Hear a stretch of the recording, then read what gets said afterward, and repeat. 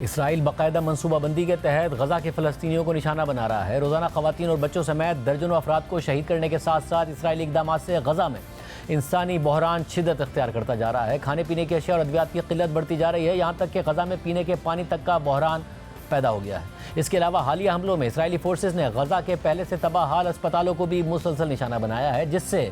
طبی نظام مفلوج ہو چکا ہے۔ اسی طرح کے ایک حملے میں اسرائیلی فورسز نے اتوار کی صبح غزہ سٹی میں واقع الاہلی اسپتال کو نشانہ بنایا تھا، جو شمالی غزہ میں زخمیوں کو طبی سہولیات فراہم کرنے والا آخری بڑا اسپتال تھا۔ اسرائیلی حملوں کی وجہ سے تباہ حال غزہ کے طبی نظام پر الجزیرہ نے ایک رپورٹ تیار کی۔ غزہ کا نظام صحت 18 ماہ کی مسلسل اسرائیلی بمباری کے بعد تباہی کے دہانے پر پہنچ چکا ہے۔ عالمی ادارہ برائے صحت کے مطابق اسرائیل نے جنگ کے آغاز سے اب تک صحت کے مراکز پر 1200 سے زائد حملے کیے ہیں۔ اقوام متحدہ نے اسرائیل پر یہ الزام عائد کیا ہے کہ وہ غزہ کے نظام صحت کو تباہ کرنے کے لیے ایک سوچی سمجھی پالیسی پر عمل کر رہا ہے۔ اتوار کو اسرائیل نے غزہ سٹی میں واقع الاہلی اسپتال پر حملہ کیا، جس کے نتیجے میں غزہ کے شمالی علاقے میں موجود آخری فعال اسپتال بھی مکمل طور پر تباہ ہو گیا۔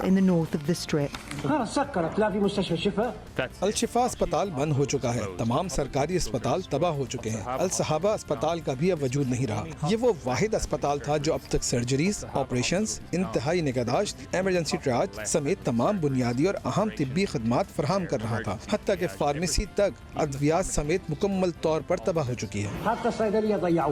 اسپتالوں اور طبی سروسز کو بین الاقوامی قانون کے تحت تحفظ حاصل ہے۔ یہ حملہ غزہ کے صحت کے مراکز پر ہونے والے بہت سے دوسرے حملوں کی طرح ممکنہ طور پر جنگی جرائم کے زمرے میں آ سکتا ہے۔ اسرائیلی جارحیت سے پہلے غزہ میں 38 فعال اسپتال موجود تھے۔ غزہ کے وزارت صحت کے مطابق اب ان میں سے کم از کم 25 اسپتال بند ہو چکے ہیں، جس کا مطلب ہے کہ جو فلسطینی پہلے سے بیماریوں میں مبتلا ہیں وہ اب علاج تک رسائی کے لیے شدید جدوجہد کر رہے ہیں۔ اقوام متحدہ کا اندازہ ہے کہ غزہ میں 45,000 افراد دل کے امراض میں مبتلا ہیں، تقریباً 6.5 لاکھ افراد ہائی بلڈ پریشر کا شکار ہیں، اور ہر سال 2000 سے زائد افراد میں کینسر کی تشخیص ہوتی ہے، جن میں سمیر بھی شامل ہے، جو لیوکیمیا یعنی خون کے کینسر میں مبتلا ہے۔ سمیر علاج کے لیے خان یونس کے غزہ یورپین اسپتال آیا ہوا ہے۔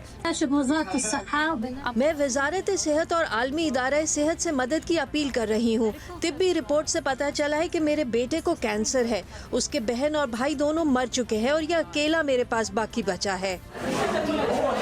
مارچ میں اسرائیلی فورسز کی جانب سے غزہ کے سب سے بڑے کینسر سینٹر ترک فلسطین دوستی اسپتال پر بمباری کے بعد یہ غزہ کا واحد اسپتال ہے جہاں کینسر کے مریضوں کا علاج ہو رہا ہے۔ ڈاکٹروں کا کہنا ہے کہ ان کے پاس کیموتھراپی، ادویات اور طبی آلات کی کمی ہے، اور ان کا کہنا ہے کہ وہ ہر وقت اسرائیلی حملوں کے خوف میں رہتے ہیں، اور ایسے حملے پہلے سے کمزور ان مریضوں کے لیے کیسے ہوں گے۔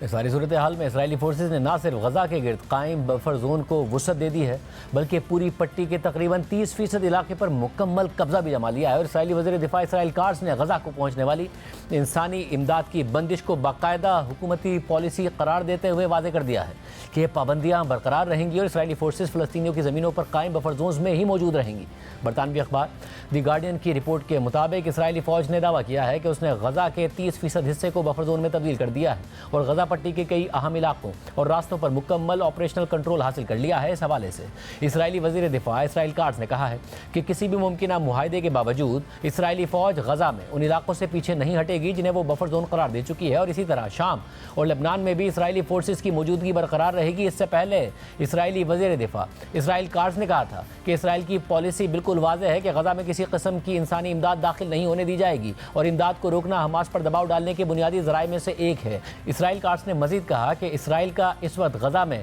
امدادی سامان جانے کی اجازت دینے کا کوئی ارادہ نہیں ہے، اور نہ ہی اس سلسلے میں کوئی تیاری کی جا رہی ہے۔ رپورٹ میں مزید لکھا ہے کہ اسرائیل نے 2 مارچ سے خوراک، ایندھن، پانی اور ادویات سمیت امدادی سامان کی ترسیل کو غزہ میں داخل ہونے سے روک رکھا ہے، جو کہ غزہ میں جنگ بندی کے خاتمے سے 2 ہفتے پہلے کی بات ہے، جس کے بعد غزہ پر دوبارہ فضائی اور زمینی حملے شروع کر دیے گئے تھے۔ دوسری جانب ایمنسٹی انٹرنیشنل سمیت کئی انسانی حقوق کی تنظیموں نے غزہ میں تمام تر امداد کی بندش کو انسانیت کے خلاف جرم اور بین الاقوامی انسانی قوانین کی سنگین خلاف ورزی قرار دیا ہے، تاہم اسرائیل نے کسی بھی خلاف ورزی کے الزامات کو مسترد کر دیا ہے۔ رپورٹ کے مطابق غزہ میں امداد کی بحالی اسرائیل میں ایک نہایت حساس اور متنازع سیاسی مسئلہ بن چکی ہے۔ اسرائیلی وزیر اعظم نیتن یاہو کی حکومت میں شامل انتہائی دائیں بازو کے وزراء کا موقف ہے کہ جب تک حماس یرغمالیوں کو رہا نہیں کرتی،